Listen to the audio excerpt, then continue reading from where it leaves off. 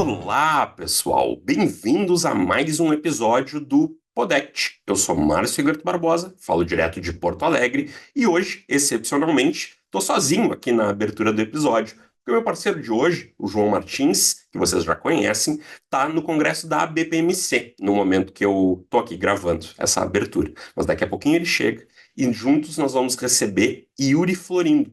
O Yuri vai falar com a gente sobre ACT e terapia racializada.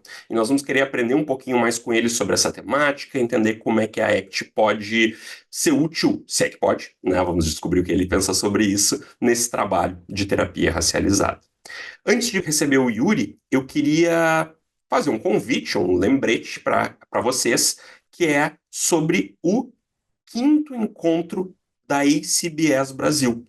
Então, nesse ano aqui de 2024, no mês de outubro, nós teremos o quinto encontro da ACBS Brasil.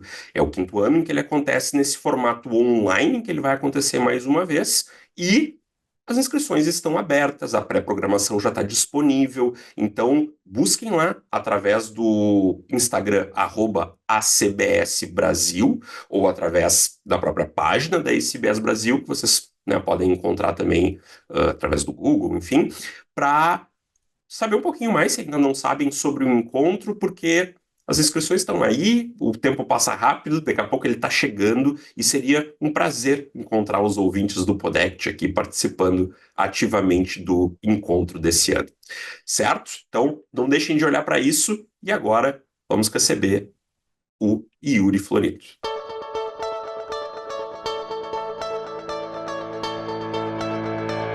Yuri, muito obrigado por ter aceitado o nosso convite, por participar aqui dessa gravação do Podect com a gente.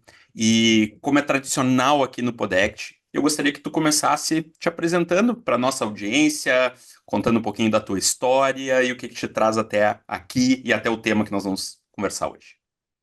Obrigado, João. Obrigado, Márcio, pelo convite. Estou bem contente de estar aqui com vocês, né? Cara, minha história, ela, às vezes eu esqueço da minha história um pouco. É interessante a gente parar para trazer essa reflexão de volta, né? Então, eu entrei em 2008, eu comecei meus estudos em 2008, em psicologia, na UEL, né? Me formei em 2012. De 2013 a 2015, eu fiz o mestrado em análise do comportamento na UEL, né? Depois eu iniciei minha jornada na clínica, ainda em 2015, né?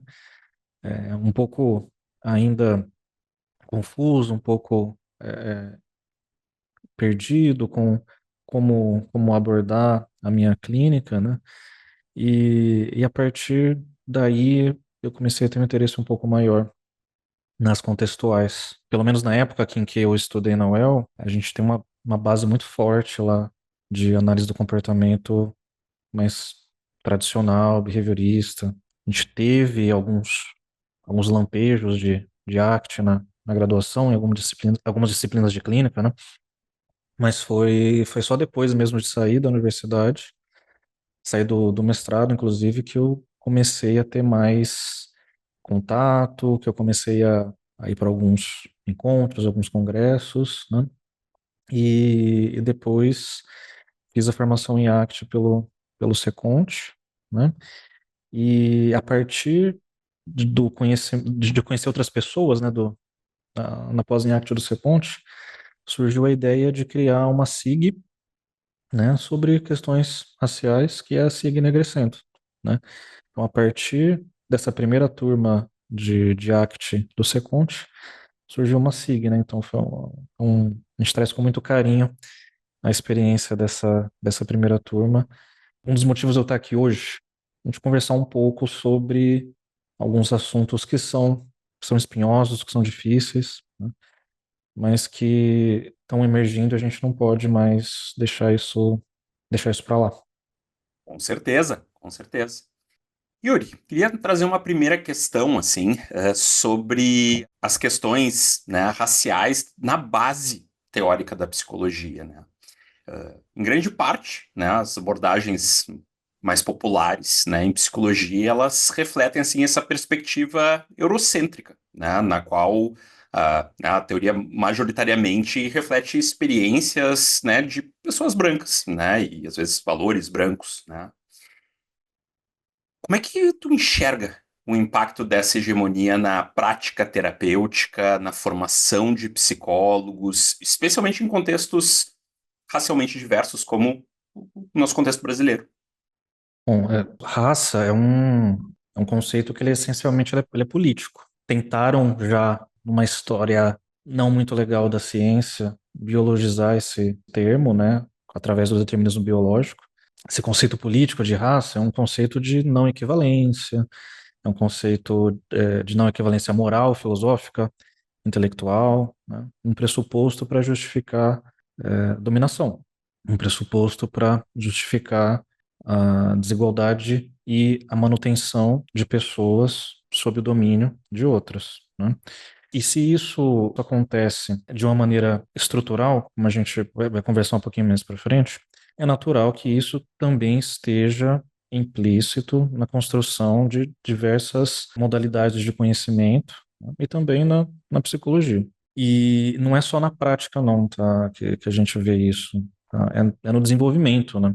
No desenvolvimento dessa ciência também, não só na prática, na execução, não só na psicologia enquanto uma profissão, mas enquanto ciência, no desenvolvimento dela. Quando raça não é uma variável de interesse, a gente tem um risco de viés daí, né? Quando a gente tem um risco de viés aumentado, a gente diminui a validade da generalização das evidências que a gente tem. Então, por exemplo, tem alguns artigos recentes, né, eu tenho uma revisão sistemática recente de 2023 que a gente encontra no Journal da ICBS, que fala sobre a subnotificação, né, de identidades étnico-raciais, sexuais, de gênero. E essa subnotificação, ela não é devido à falta de conhecimento de como avaliar ou de como coletar esses dados, né? Essa subnotificação ela é intencional, porque se eu coleto esses dados, o que que eu vou fazer com eles? O que que eu faço com isso? Que tipo de inferência eu faço a partir disso?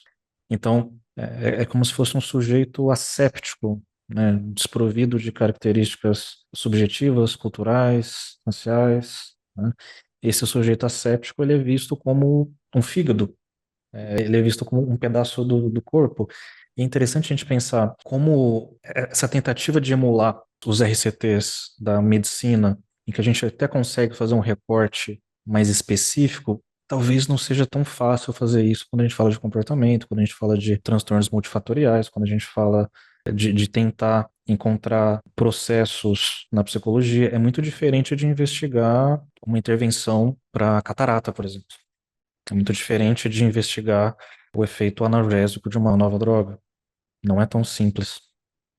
Te escutando falar, assim, me vem muito à mente algumas coisas que acho que estão muito em voga hoje nas ciências comportamentais contextuais, dentro do movimento até de terapia baseada em processos, por exemplo, mas de como muitas vezes, pelo menos em parte, a ciência ela se estrutura muitas vezes a partir de uma certa noção do que é normal, né? De uma norma ou coisa do tipo ou se estrutura, ou tem se estruturado, né, ou se estruturou historicamente, de como muitas vezes esse normal, quando se trata de população, quando se trata de amostra, quando se trata de visão de ser humano, também é um normal que tem cor, que tem gênero, que tem raça, que tem uma etnia própria, que muitas vezes é um modelo de branquitude, assim, né? Não é um modelo diverso. Faz sentido pensar por aí também, assim?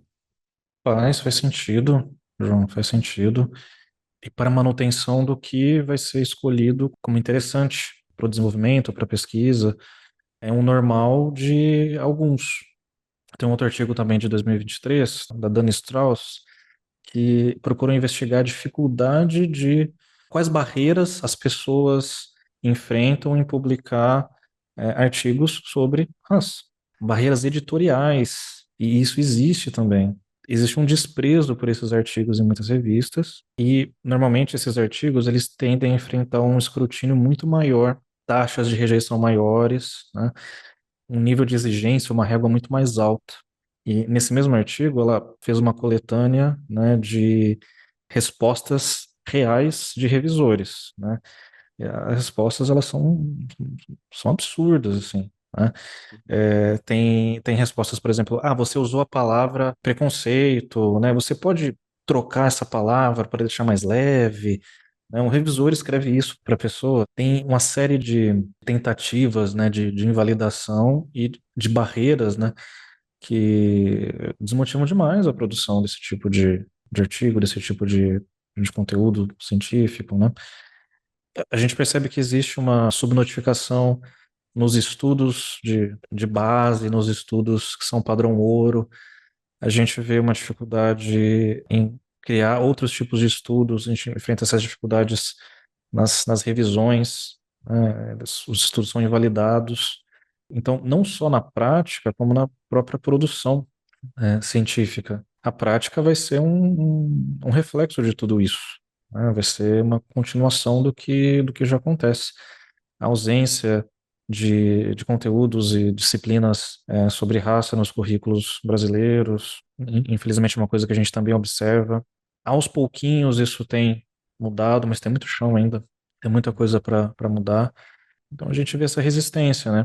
E essas coisas, Márcio, João, elas não mudam por osmose, né? Um espaço precisa ser conquistado mesmo. E é um espaço que a branquitude ela não dá. A gente tem que ocupar esse tipo de espaço, né? Então existe resistência, existe muita resistência. Quando a gente percebe, por exemplo, conquistas sociais, como a lei de cotas para as universidades, a lei de cotas para os concursos públicos, a gente vê que isso é fruto do movimento negro, isso não é uma simples tomada de decisão de um parlamentar, de um deputado federal que resolve escrever um projeto de lei porque ele quis. Uhum. Isso é fruto de muita pressão, de muita luta, de anos, de décadas. E mesmo depois disso aprovado, né, a gente tem que lidar ainda com fraude, tem que lidar com uma forte opinião contrária a isso, de não entender que isso é reparação, que isso não é uma vantagem. Isso faz parte de reparação, né, que isso tem origem em todo o processo de escravização das pessoas que o Brasil teve, né? Recentemente eu passei por um comitê de heteroidentificação afrodescendente e tinha uma pessoa branca. E a gente ficou bastante chateado, bastante triste, né? Ao mesmo tempo indignado, ao mesmo tempo com raiva, né? Felizmente essa pessoa não foi aprovada, né? Porque era um procedimento presencial, mas a gente vê como as cotas, por exemplo, são usadas para fraude. Então, as conquistas, que são duras conquistas, elas são muitas vezes menosprezadas, são usurpadas, são usadas para cometer fraude em diversos contextos, né? E na ciência não seria diferente, a gente também vai enfrentar esse tipo de resistência. Sim. Vai ouvir que não é necessário. Muitos dos revisores desse artigo da Dana Strauss comentam isso é irrelevante. Tem um comentário que diz que as pessoas pretas não podem vencer o racismo, então esse artigo ele é irrelevante, né? Esse tipo de comentário, né, para uma pessoa que se dedicou a criar um artigo científico, a escrever um artigo científico, e o revisor diz que o racismo não vai acabar. Então aquele artigo ele não merece ser publicado naquela prestigiada revista. As barreiras, elas são incontáveis, né? Eu gosto de uma metáfora, João e Márcio, sobre como é ser preto. Vocês gostam de Stranger Things? Eu já gostei mais, né? Eu assisti a primeira temporada Eu já só e gostei depois eu dei mais, uma Eu também, parada. eu parei na primeira. né? Mas vocês lembram do mundo invertido? Sim. Sim. Tem uma metáfora que eu gosto de contar, que eu creio que é assim. Então, tem dois mundos no Stranger Things, né? O mundo que a gente conhece e o mundo invertido. O mundo invertido, ele é fisicamente o mesmo mundo que a gente conhece. Só que ele tem mudanças atmosféricas, né? E outros perigos que só existem do outro lado, né? E ameaçam a vida de quem está no mundo invertido, né? Então, viver, né, o racismo estrutural é como viver no mundo invertido. Uhum. As pessoas que vivem no mundo principal não passam pelas mesmas condições do mundo invertido. Os mundos, né, eles acontecem cronologicamente ao mesmo tempo, são fisicamente iguais, mas eles são contextualmente diferentes, né? Então o racismo estrutural cria essa experiência de mundo paralelo o tempo todo, todos os dias. Então, como isso não estaria na ciência também, como isso não estaria na psicologia, como isso não estaria nas práticas psicológicas, né? Então, é um mundo invertido. É viver no mundo invertido o tempo todo. Sim, acho que é uma baita metáfora. E é uma coisa interessante, assim, da tua fala, Yuri, olhando para o aspecto da ciência especificamente, né?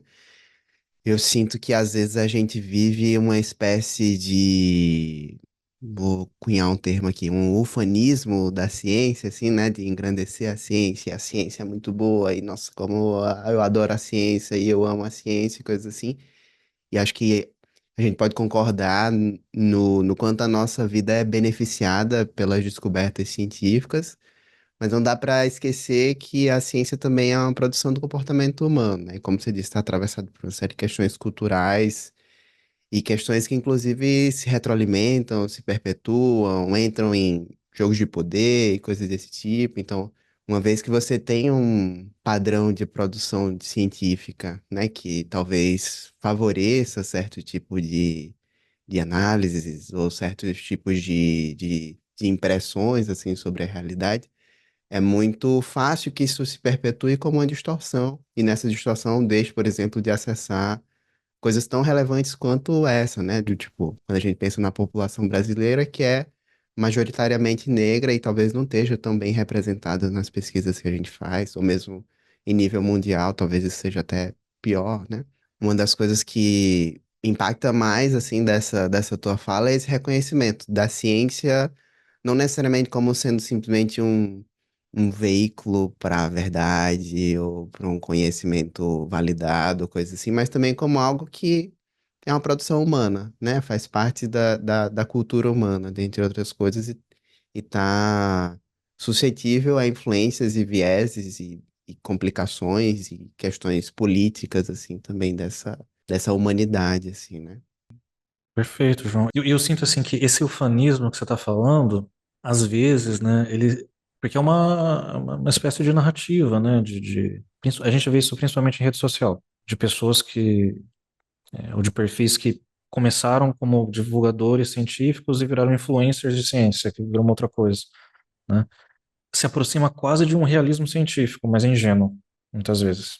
E não a ciência enquanto empreendimento humano, próximo de uma visão quase ingênua de realismo científico mesmo, de descobrir a verdade e não percebê-la como um empreendimento humano que ele também é político, que também é social, que também tem interesses, que também tem estruturas, falhas, né? Eu gosto muito de pensar do ponto de vista do Lakatos, dos programas científicos, dos programas de investigação científica.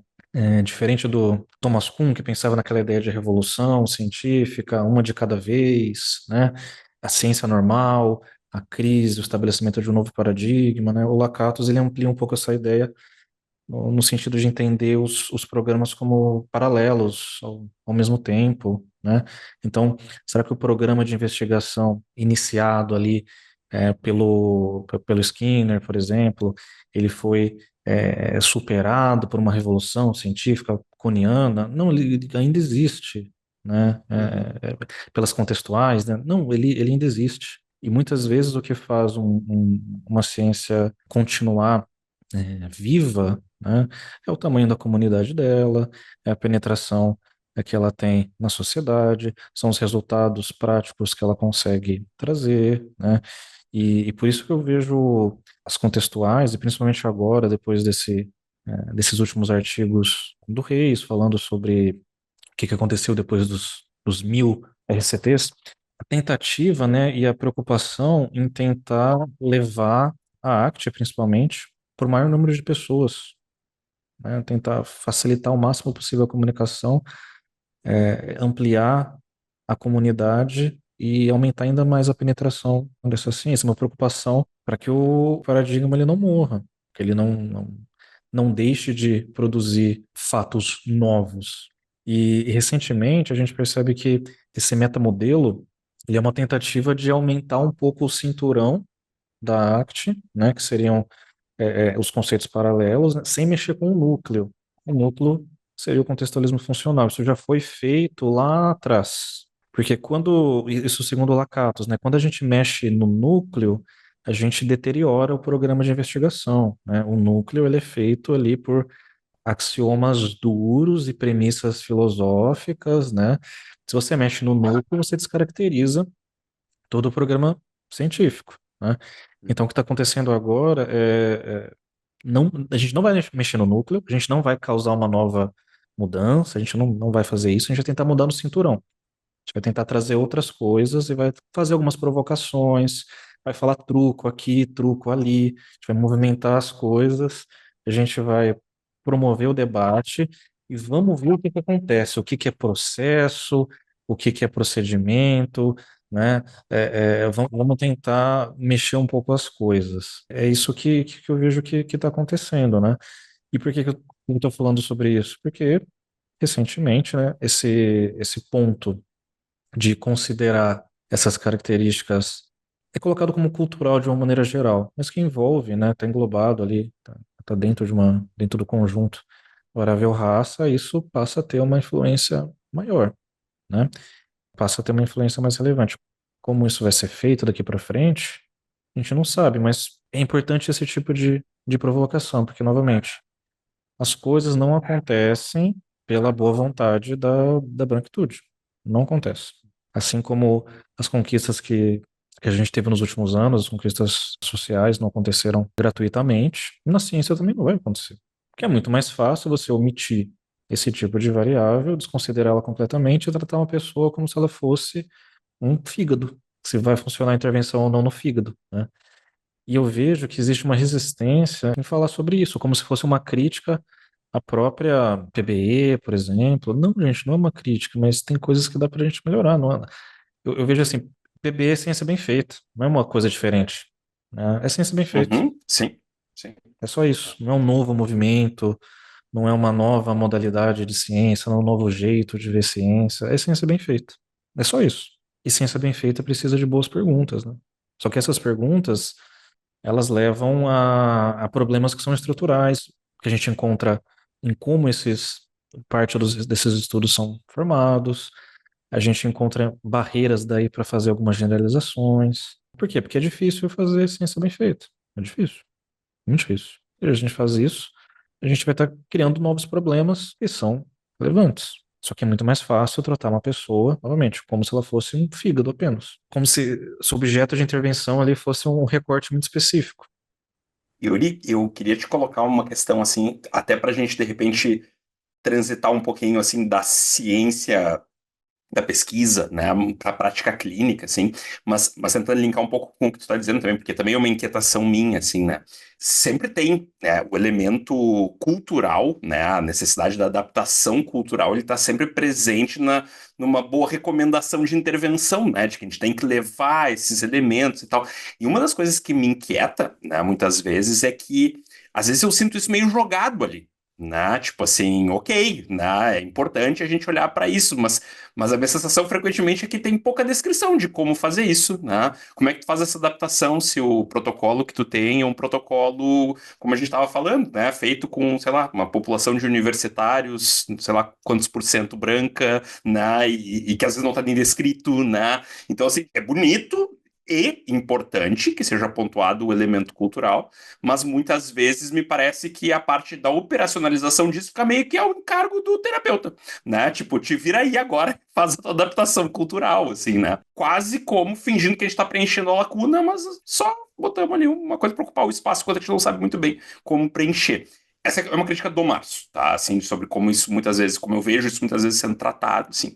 Mas né, para além, né, dessa questão, de novo, científica, assim, eu queria te perguntar sobre como tu vê a influência do mundo invertido, nada do racismo estrutural, da desigualdade social, na prática clínica, né, na prática da psicologia clínica, assim, né, quais são os desafios que os psicólogos enfrentam para trabalhar esses elementos, abordar essas questões quando elas fazem parte, né, dos seus atendimentos, E até, eu acho que tem um elemento complexo aqui que é, porque isso às vezes é parte da realidade do cliente, às vezes é parte, né? Às vezes quem vive no mundo invertido é o cliente, às vezes quem vive no mundo invertido é o terapeuta, às vezes são os dois, às vezes são nenhum dos dois, mas eles vivem num mundo que tem um mundo invertido, né? Então, assim, enfim, dá pra olhar por muitos ângulos, mas como tu vê toda essa influência do mundo invertido na prática clínica?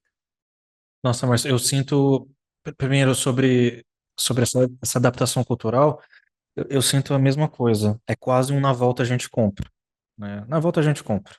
Vamos fazer assim, vamos fazer assim, né? Vamos marcar, vamos marcar. E isso é um escudo, né? Tem que fazer, mas se vira.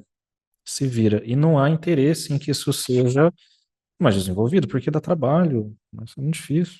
E envolve muito esforço. E quem vai ter interesse em fazer isso? Quem são os interessados em fazer isso? Né?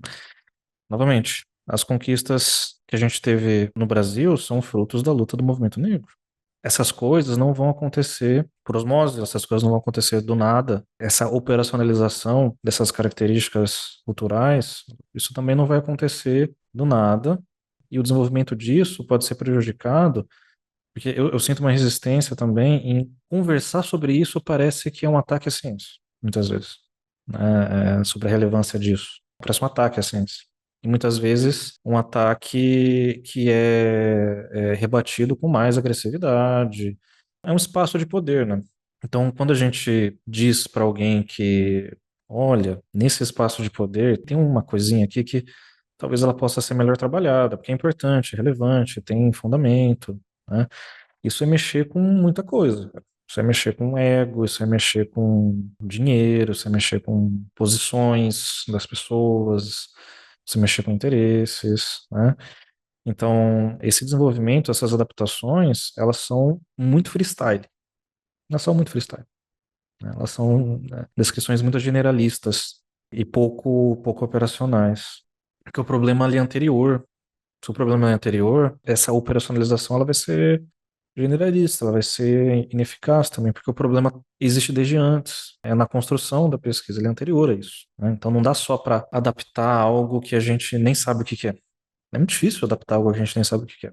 Então o problema é anterior a isso, por isso que é tão difícil fazer esse tipo de adaptação. Aí você perguntou também sobre essas dificuldades do mundo invertido, né? Eu já ouvi em sessão em que eu era o cliente, Yuri, você não é preto não, isso daí não tem nada a ver. Não voltei mais, né? Mas o que aconteceu não foi nenhuma microagressão, né? Foi uma voadora na cara, né? E eu tinha um bom vínculo, né? Eu tinha um bom vínculo. Então, é uma experiência que não só eu tive, muitas pessoas têm esse tipo de experiência em maior ou menor literalidade, né? Mas essa invalidação, ela pode acontecer de uma maneira não intencional por parte do terapeuta. E isso vem do despreparo, da falta de letramento. A gente pode fazer muito mal com o ACT para as pessoas, principalmente se o terapeuta tem aquela visão de ACT mais superficial, muito hexaflex, muito individualista. A gente pode invalidar o sofrimento de uma pessoa propondo um exercício de defusão. Então não é nada não. É como se fosse, não é nada não. Vamos voltar aqui pro aquilo que você ouviu não tem relevância. A gente pode fazer mal com isso, principalmente quando a gente fala de uma prática que ela acaba sendo mais protocolar, né? Uma prática mais... Porque aqui no Brasil é mais difícil, né? Porque a gente tem uma história grande de análise funcional, né? Isso é bastante ensinado nos cursos, né? É bastante comum que pessoas que têm contato com a arte, elas tiveram algum contato com behaviorismo radical, com análise de comportamento, né? Saibam fazer análise funcional, conheçam isso, mas fora do Brasil não é bem assim que acontece, né? Então, quando o Reis trouxe a análise funcional, né, como uma grande novidade, não era uma novidade para a gente. Retomar a ideia da análise funcional como algo relevante e a crítica ao excesso de protocolos, né? A gente vê isso no início ali do terapia baseada em processos, daquele livro sobre terapia baseada em processos dele, né? Então, a gente pode fazer muito mal, né, com despreparo, né? Não só na ACT, mas qualquer profissional que não tenha essa sensibilidade, né? Mas em específico na ACT, se ela for aplicada, né, dessa maneira mais protocolar, se ela for entendida como técnica, né, isso não é ACT para começar, né? A gente não pode controlar a prática clínica das pessoas. Infelizmente isso acontece. A gente pode fazer muito mal. A gente pode causar e criar muitas microagressões com roupagem de técnica de terapia, de técnica de defusão, de técnica de aceitação, né? Pega tudo que aquela pessoa falou, né, e faz uma metáfora. Aquilo não é importante. Seus pensamentos são só pensamentos, né? Cara, não dá para fazer isso. Porque é muito difícil, é muito dolorido. É muito dolorido. Não, não é um trabalho simples. Não é um trabalho fácil. Acho que isso que você está colocando pra gente é bem importante, assim, Yuri, até mesmo nesse salientar de que esse racismo, ele pode ocorrer no contexto, né, terapêutico, e ele não precisa ser necessariamente intencional, né, de tipo assim, um terapeuta com um cliente não precisa ser intencionalmente racista para que esse racismo ocorra, porque a gente vive numa sociedade que está entrelaçada, né, desse racismo estruturalmente. Então, muitas vezes a própria falta de sensibilidade, né, ou um apego a uma metodologia, né, pode acabar promovendo algum tipo de prática como essa, bem iatrogênica, assim, né, de tipo, eu acabo, talvez até com a intenção de fazer algo positivo, ah, não, essa pessoa está sofrendo por conta disso, vamos usar uma estratégia aqui para ela se desapegar desse pensamento e tudo mais. Mas na prática eu posso estar sendo invalidante, eu posso estar desprezando informações importantes, né? Eu posso até mesmo estar muitas vezes normalizando ações criminosas, assim, se parar para pensar, né? Então, de como lidar, por exemplo, com situações de racismo que ocorra e que uma pessoa traga para a psicoterapia como uma questão que causou sofrimento, que trouxe algum tipo de impacto psicológico para ela, né? Acho que isso é bem importante. É bem aquela coisa de não é só não ser racista. É legal que a gente estude sobre racismo. É interessante que a gente seja ativamente antirracista, né? Nas nossas posições, na nossa atuação. Perfeito, João. É como você disse, muitas vezes é involuntário, mas vem também de uma falta de preparo. Tem um recorte que é muito comum, que pode passar muito despercebido, principalmente por terapeutas brancos, né? É uma pessoa preta que se cobra demais. E muitas vezes não é investigado a raiz desse se cobrar demais. Muitas vezes é difícil dizer, né? Existe um sentimento de vergonha do cliente, da cliente. Existe uma dificuldade de falar sobre isso. Nem todo cliente preto tem letramento também, né? Uhum, E é muitas vezes importante tentar clarificar isso, né? Muitas vezes não está tão elaborado que parte dessa cobrança, muitas vezes, vem de um sentimento de inferioridade, justamente por aquela pessoa ser preta, né? E a gente não, às vezes acaba não indo mais a fundo nisso. Pode ir de maneira mais superficial, com estratégias para que a pessoa se cobre menos. Mas ela não sabe por que ela se cobra tanto, né? Será que vai ser tão efetivo? Será que é tão interessante assim? Principalmente se a gente foca em resolver problema, reduzir sintoma, né? A pessoa se cobra demais, então ela tem que se cobrar de menos. É isso. E isso fica super raso.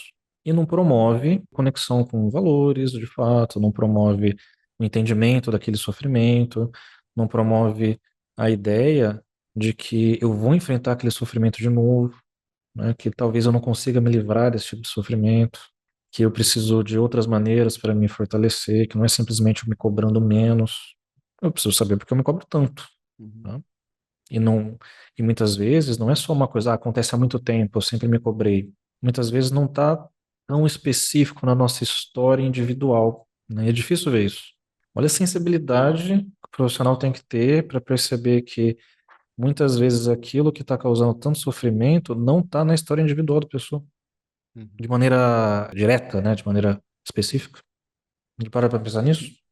Sim. Uhum. É bem importante, eu acho, né, o que tu está trazendo.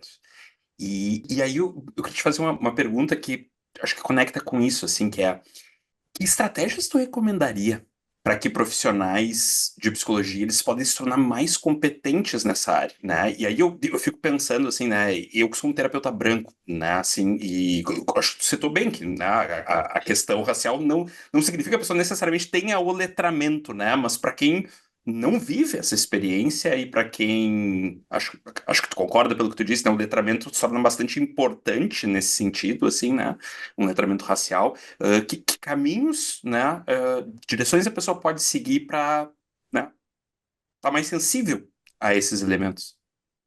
Olha, o letramento é a parte importante, como base mesmo. Sem isso, sem isso fica um pouco mais difícil de transitar com cuidado e microagressões podem acontecer. E talvez elas aconteçam mesmo com a pessoa se esforçando muito. É bastante importante, né, que não necessariamente uma pessoa preta faça terapia com uma outra pessoa preta. Isso não é isso que a gente está dizendo, né? Mas o fato de você se importar já é bastante relevante, mas bastante importante. Sem isso, a gente não vai a lugar nenhum. Reconhecer os próprios preconceitos é bastante importante, bastante crucial, na verdade, né, para essa autorreflexão. Quais são os meus próprios preconceitos? Isso em relação, você disse, a terapeutas brancos, né? Quais são os meus preconceitos? O que que eu já fiz, né? E é importante reconhecer o erro, porque muitas vezes vem essa defesa, né, de não, mas foi algo rápido, então eu não queria dizer aquilo, né? É justamente isso, você não queria dizer, mas disse, né? Então, reconhecer os erros é bastante importante. É um caminho de bastante humildade, assim, de respeito, de humildade e de perceber que os teus privilégios, né, em relação a quem está ali na tua frente. Então, reconhecer os privilégios é uma maneira de tentar ter uma visão um pouco mais empática, né? Sem reconhecer os privilégios, você também não consegue ter uma postura ética adequada. É um caminho de doação mesmo, não é técnico, ele é bastante reflexivo, né? Então envolve reconhecer os próprios preconceitos, os próprios erros. O letramento é base importante para a gente não só reconhecer os erros, mas para ajudar a criar conceitos e estratégias e reconhecer os privilégios, né? Também sem reconhecer os privilégios a gente não consegue ter essa visão que não é algo igual. Não é igual porque é diferente, né? E é diferente por conta da estrutura. E tu sabe que tu fala ali também, o João tinha citado antes a coisa, né, do não ser racista, né, e agora tu fala sobre reconhecer os preconceitos, né, porque de novo, uma coisa é a gente estar falando do que a gente quer ser, e a outra coisa é como a gente funciona, né? Assim, e eu não sei se vocês conhecem, eu depois posso procurar aqui o nome da universidade, mas tem uma universidade americana que tem um teste de preconceito implícito, né? Que é Uhum, disponível uhum. online, assim. E é muito interessante, né? Assim, porque basicamente é isso, é conhecer os nossos preconceitos, porque implicitamente em geral, nós vamos ter algum, né? E ali tem sobre, né, a relação com várias comunidades diferentes e tal. E eu acho um teste bem interessante, assim, porque às vezes os nossos preconceitos podem ser mais intensos até para algumas populações que nós não imaginamos que sejamos preconceituosos, né? E não que esse teste seja verdade absoluta, né? Mas eu acho que é um indicador interessante, porque às vezes a gente nem. Tem casos que a gente nem nota, e tem outros que a gente nota, luta contra, mas implicitamente ainda tá ali, né? Porque vem da estrutura, mas de todos os contextos com os quais você se relacionou na tua história. Ninguém nasce ultra desconstruído. Eu tenho certeza que tanto você quanto o João, né? Sabe aquela história assim, pegar tweets antigos, fala, nossa, pegar conversas antigas de muitos anos. Eu pensava isso, eu falava isso, eu pensava dessa maneira, eu agi dessa maneira no passado, eu tinha essa opinião no passado, eu fazia esse tipo de brincadeira no passado, porque, novamente, a gente está exposto a esse tipo de estrutura e a gente reproduz muita coisa, né? Reproduz porque normaliza, né? Se normaliza, não tem problema. E a gente vê uma outra resistência também, que é a dificuldade de conversar sobre essas coisas porque elas são chatas, porque tá tudo chato, porque não pode falar isso, não pode falar aquilo, né? é a tentativa de não normalizar essas violências, né, encontra resistência, né, justamente no processo de normalização de tudo isso, Mas né? sabe que eu ouvi um comentário. Eu tava assistindo uma mesa, né? E o debate ali era relacionado a questões de gênero, né? Mas teve uma frase que uma das pessoas colocou assim que eu achei maravilhosa e eu acho que se aplica aqui ao contexto da nossa conversa, que é: não é tão difícil nem tão chato, né?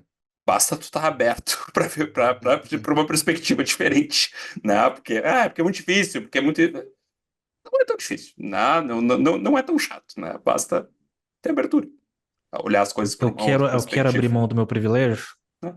eu quero abrir mão do meu privilégio, né? É uma boa questão. IAT é o teste que eu tinha comentado, achei aqui. É Implicit Association Test. Então, para quem lê inglês, porque até onde eu sei ele só tem disponível online, assim, né, em inglês, mas é um teste bem legal de fazer, vocês acham? É free, né, de graça aí na internet, tem no site da Universidade de Harvard.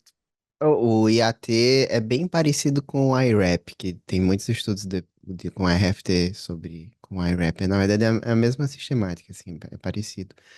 Uma coisa que me veio à mente, assim, vocês conversando, na verdade, duas coisas, né? RFT, não, brincadeira, né? Eu sempre penso em RFT. Mas, Tá muito tarde. é, Já.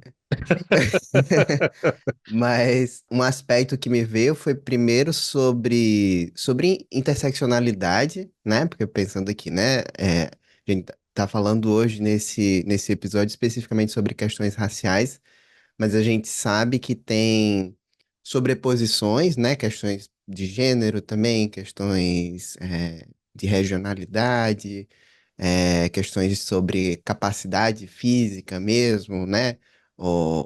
Enfim, sobre forma física, várias coisas que se atravessam, se entrelaçam, cada uma à sua maneira, né? Criando também essas condições que acabam por privilegiar mais algumas pessoas, colocar algumas pessoas de forma mais marginalizada, com menos acesso, mais frontalmente frente à discriminação, preconceito, coisas assim. E de como isso permeia, assim, né? Como já foi comentado, não só as estruturas, mas também o imaginário, assim, né? Muitas vezes a gente, ao longo da vida inteira, foi exposto a imagens, por exemplo, de pessoas negras ou pessoas nordestinas em certos papéis, em certas funções, em certas condições, né? E como isso muitas vezes atravessa mesmo a forma como a gente vai compreendendo a realidade. Ainda que a gente tenha discernimento e diga assim, ah, não, vou tentar me desconstruir, ou vou tentar não me apegar a isso, mas isso é muito pervasivo, né? Mesma coisa, né, que acho que a gente pode falar aqui também, nós três somos homens, né? Mesma coisa do machismo, assim, né? Então, a ideia, por exemplo, de ver mulheres em lugares de poder, né, em posições de poder, coisas assim, como é algo que, eu imagino, né, que a gente defende, mas que de alguma forma, implicitamente, talvez, como o Márcio colocou, ou de forma estrutural, muitas vezes não é isso que acontece, que pode muitas vezes também aparecer aí de forma velada, né? E vai para coisa do que o Yuri comentou também, de quem é que quer abrir mão dos próprios privilégios, né? Para dar espaço para mais equidade, para mais diversidade. Então, acho que é o tipo de coisa que é muito importante da gente conversar e colocar à tona, porque acho que se a gente não conversa e não coloca à tona, realmente vai para debaixo do tapete, assim, e assim, a gente já passou séculos sem tocar nesses assuntos, né? Então, muito bom que a gente traga isso para o palco principal, assim, né? Precisamos falar sobre isso. E, Yuri, queria trazer para você uma questãozinha, talvez já das últimas, assim, né? Pelo nosso tempo, vamos sentindo, que a gente falou um pouquinho sobre a ET, falou um pouco dentro desse aspecto de ciências comportamentais contextuais, mas fico curioso também para entender, por exemplo, do teu ponto de vista, né, sendo um psicólogo que trabalha com ET, né, sendo um psicólogo negro, né, que também está sensível a essas questões raciais, da prática clínica. Tu sente que os processos de flexibilidade psicológica ou a proposta da ET, ela casa bem, ela conversa bem, né, quando a gente vai atender pessoas a partir de uma perspectiva racializada, né, levando esses aspectos raciais em consideração, tomar como base o modelo da terapia de aceitação e compromisso, isso nos ajuda? Assim, como é que é essa conversa?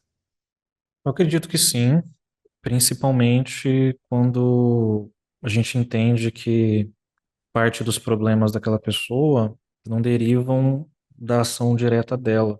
Acho que isso é um ponto bastante importante. Por isso que eu disse, quando a gente pensa de uma maneira muito limitada aos processos do Hexaflex mesmo, né? A gente tem um recorte muito individualista, né? E pouco coerente com o que aquela pessoa está levando. Mas ela pode aprender a lutar contra isso, porque ela não tem alternativa, né? Não tem muita alternativa. E quando a gente fala de flexibilidade psicológica, a gente está falando de um processo para que ela deixe de se identificar com rótulos, com narrativas negativas, saia de um modo automático, né? Mas tem coisa que não resolve com terapia, Uhum, tem coisas que a psicoterapia não resolve. Então ela pode sim ajudar, mas quando a pessoa ela está num contexto em que ela não sabe se um policial vai matar ela no caminho de volta para casa, é muito complexo, é muito difícil. Quando a gente não tem condições básicas de segurança, de saber se você vai estar vivo ou não, quando a gente não tem condições de saneamento, tudo fica muito mais complexo. Então, ela precisa ser adaptada a contextos em que aquele cliente, vou usar um termo aqui provocativo, né? Aquele cliente neurótico pagante semanal, não é essa pessoa, né? Não é essa pessoa. E aí? Que ela foi pensada para o cliente neurótico pagante. uhum, Ela foi estruturada para isso. E a gente vê, né, por exemplo, alguns protocolos de toque, por exemplo, a gente vê no Barlow, 4 sessões por semana. 4 sessões por semana, né? Quem tem a bagatela para pagar 4 sessões por semana? Quem tem esse luxo? As coisas não funcionam ao pé da letra. Eu vejo que sim, pode, mas esse contexto ele precisa ser compreendido como um fator que muitas vezes a pessoa não tem muito controle sobre ele, uhum, né? uhum, Não tem influência, na verdade, né? Vou usar a palavra influência, não controle, né? Não tem muita influência sobre ele, né? Eu acho que o maior perigo é justamente a gente invalidar essas coisas, né? E pessoalizar demais tudo que ela passa, né? Colocar como se ela tivesse muita influência sobre decidir o rumo de toda a vida dela. Ela não tem.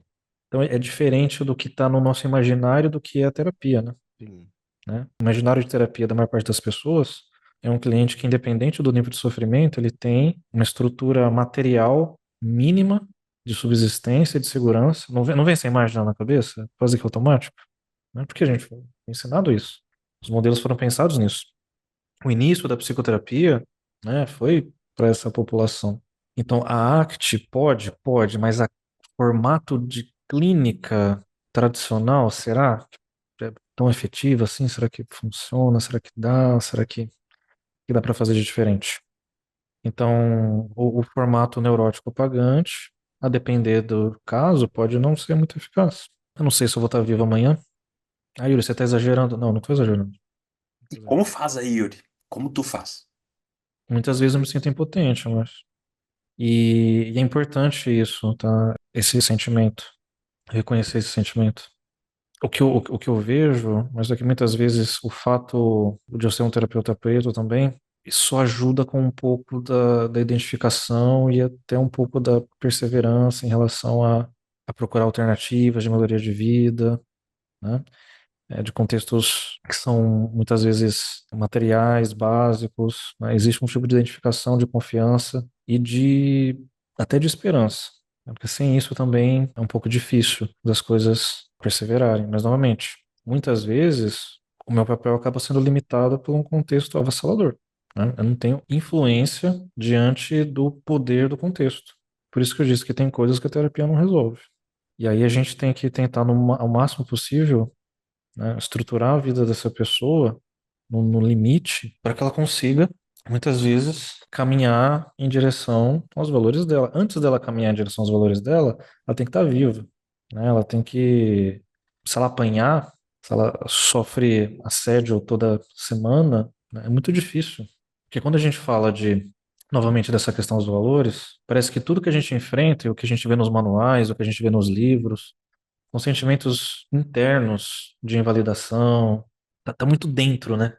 Aham. Eu tenho essa sensação nos manuais, né? Nos livros, nos artigos, né?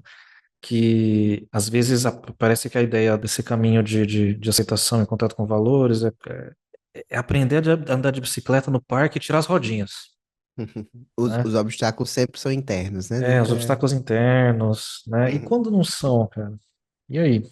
E quando eles são muito grandes e muito intensos e desestruturantes? A gente tem um problema que a terapia não consegue resolver, simplesmente. Mas ela pode ser uma aliada, ela não resolve esse problema. Talvez ela consiga passar por isso de uma maneira, não vou dizer melhor porque é uma palavra ruim, mas que ela consiga passar por isso, de certo modo. Pode parecer um pouco pessimista, mas dependendo do que a gente está falando, é a realidade que a gente encontra. Não sei se vocês concordam com isso. Agora eu estou jogando a bola para vocês. Porque eu- Eu fiquei pensando assim, de bate-pronto vem na minha cabeça, né? Pode parecer um pouco pessimista, mas às vezes é só desesperança criativa, assim, né? Às é, vezes é é, só abrir espaço para poder fazer de um jeito diferente, né? exatamente, exatamente. Então, resumindo, né, João, muitas vezes aquele modelo tradicional não vai ter espaço para isso. Uhum. A gente precisa repensar algumas práticas. Yuri, certamente dá para abrir mais 1000 janelinhas aqui a partir dessa conversa e dos pontos que tu está trazendo, mas estamos nos encaminhando aí para nossa tradicional pergunta de despedida, né? Que é: quais são as tuas recomendações para quem quer se aproximar do tema, quem quer conhecer mais sobre, e aí tu fica à vontade para ir dos livros, né, ou artigos acadêmicos à cultura pop, né, Uhum. como, né, se conectar com a temática, conhecer mais sobre ela, com diferentes tipos de recurso aí para quem está nos ouvindo, Uhum. o que tu recomenda? Eu vou recomendar um filme, tá? É um filme de 1967, que tem o Sidney Poitier como protagonista, maravilhoso, chama No Calor da Noite, In the Heat of the Night. É um filme, né? O Virgil Tibbs, ele é um policial, ele tá depois de uma viagem, eu não vou dar spoiler, tá? Vou dar só vou dar só a sinopse ali, né? Ele é um policial que ele tá numa cidade, num estado que é bastante racista, né? No estado do sul dos Estados Unidos. E aí ele tá parado esperando o trem, tá de terno e gravata, parado esperando o trem. Ele não é da cidade, é uma cidade pequena, e ele é preso por estar esperando o trem na hora errada, no lugar errado, né? Ele é levado para a delegacia. E nisso aconteceu um crime e descobre-se que, na verdade, o Sr. Virgil é um excelente detetive renomado de uma outra cidade, né? E ele oferece ajuda no caso, porque eles estão muito perdidos, né? E aí ele vai ter que lidar com diversas incursões racistas e perseguições e preconceitos enquanto ele tenta resolver um crime. E as interações são magníficas, assim. A relação entre o xerife da cidade e o Virgil é bastante interessante, assim. Depois que ele aceita, mesmo depois que ele aceita o Virgil, a ajuda dele e que passa a quase respeitá-lo, mesmo assim ele continua pisando na bola. Ele continua sendo racista, ele continua. É um filme sensacional, sensacional, né? Ele mostra isso, né? Não importa a tua posição social, não importa o que você está usando. Se você estiver num contexto em que você não é bem-vindo, né, você não vai ser bem-vindo. Não importa o que você está usando, não importa como você é, quem você é. Né, você pode estar alinhadíssimo de terno e gravata, que são símbolos aí de uma pessoa séria, de uma pessoa. Não importa, se a tua cor for diferente, né, você vai ser tratado de uma maneira diferente, né? Então, eu gosto muito desse filme, eu vi várias vezes. É incrível, né? É um pouco sensível em alguns detalhes, né? E eu também recomendo que vocês escutem, vejam o clipe, na verdade, né? De Bluesman, do Baco do Blues, tá? Também tem uma série de sketches que eu gosto bastante. É um programa, na verdade, né? Que é o Key and Peele, que é do Jordan Peele, quando ele ainda estava mais na comédia, e do Keegan-Michael Key, que eles exploram as situações principalmente de racismo dentro do contexto americano. É ácido, é visceral, é inteligentíssimo, é perturbador às vezes, né? É incrível de ver. Incrível de ver também. E isso tem bastante no YouTube, né? Essas sketches do Kyle Peele. A maior parte falam sobre a vivência do racismo do norte-americano, né? Então, vamos colocar essas três. Ótimo, ótimo. João, tem recomendações? Tenho sim. Inclusive, quase achei que o Yuri ia falar a minha recomendação, mas não foi. Porque também é do Jordan Peele. Peele, não sei como é que pronuncia, Peele. Mas é um filme, talvez a maioria de vocês já tenham escutado, porque é um filme famoso, que é o Corra, né? Que o Jordan Peele é o diretor. Acho que é um filme muito legal, transita entre vários gêneros, assim, então para quem gosta de cinema também tem coisas interessantes na direção dele, bem criativas. E eu acho que mostra um pouco formas menos usuais de como esse racismo pode se expressar, né? Que às vezes não é simplesmente algo que deprecia, mas simplesmente que, enfim, coisifica, né, a figura da pessoa negra. E vou trazer também uma recomendação que não é cultura pop, mas que é, eu acho que talvez uma coisa que ajuda aí nesse processo de letramento, me ajudou, né? É um livro que eu li e deu uma base bacana, que é o Terapia Racial, né? Que foi feito por um coletivo de psicólogas aqui do Brasil. Inclusive tem capítulos lá escritos por amigas nossas, Samara, né? Escreveu um. Acho que a Tassa também, Sirlene escreveram, então, o pessoal do Enegrecendo, né? Do Sig Enegrecendo escreveu. Dentre outros autores também, né? Não é necessariamente um livro voltado somente para terapias comportamentais contextuais, então tem, na verdade, acho que psicólogas e psicólogos de várias abordagens diferentes, mas trazendo um pouquinho desse enfoque que é pensar a racialidade na psicoterapia e pensando no contexto brasileiro também. É isso aí. Eu vou trazer aqui uma dica que ela já tem uns anos aqui, mas eu, na época, assisti né, alguns episódios e gostei muito.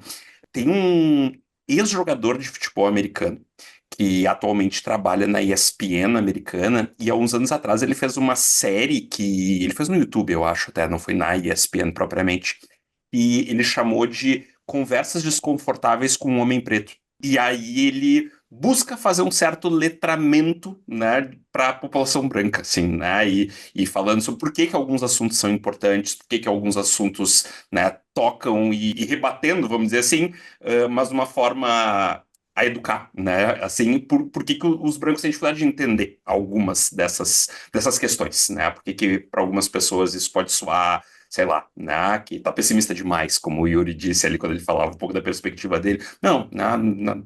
que na minha Uhum. perspectiva não é, e ele vai trazendo um pouco disso, assim. Então, eu acho que ele se dispôs, vamos dizer assim, a essas conversas que podem ser conversas difíceis de se ter, né? Então, ele vai fazendo, né, esse diálogo, assim. Só que aqui tem uma limitação bem importante. Até onde eu sei, ela só estava em inglês. Cada vez está melhor o recurso do YouTube de tradução de legenda, né? Então eu não testei, talvez já tenha como traduzir a legenda para o português, mas eu acabei não testando isso antes do episódio, então eu não tenho certeza.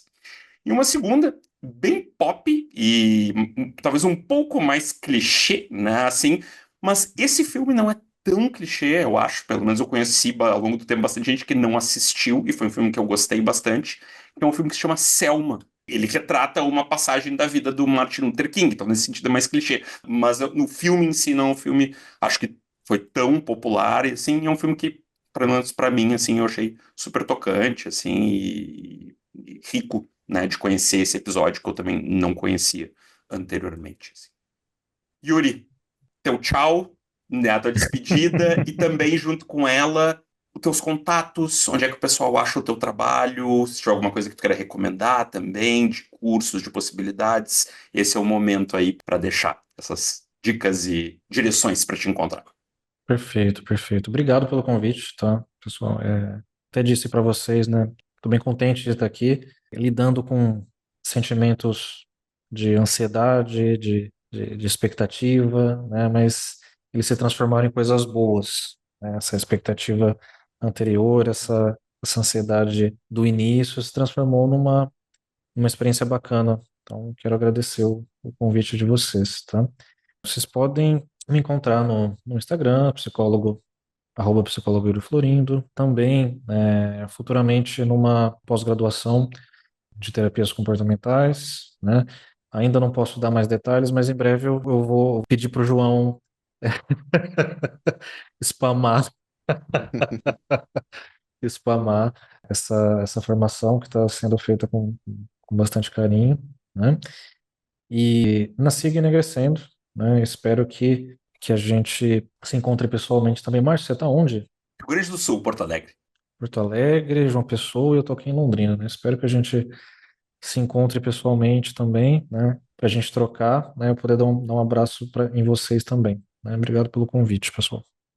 Nós que agradecemos o aceite, com certeza. Espero que a gente possa se encontrar, quem sabe ano que vem. Tomar um cafezinho. Esse ano eu não pude ir, mas ano que vem vai ser presencial, né? Então vai ser interessante, vai ser interessante. Né? Eu dando spoiler aí, mas tomara que seja presencial. Ah, não, vai ser, vai ser. Ano que vem vai ser. Já assumimos o spoiler, não tem problema.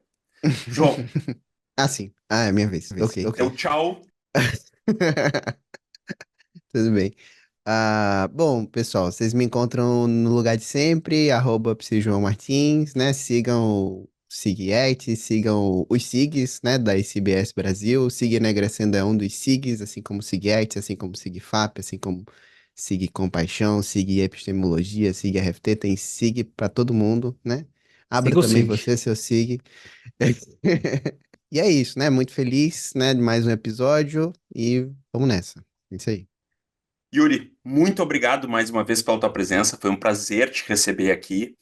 Vocês me encontram no @MárcioEBarbosa no Instagram. Sempre lembrando que o Podect é uma iniciativa do SIGACT, que está no @SIGACTBR, que por sua vez, todos os SIGs citados, né, e outros fazem parte da ACBS Brasil, que vocês encontram no @ACBS Brasil.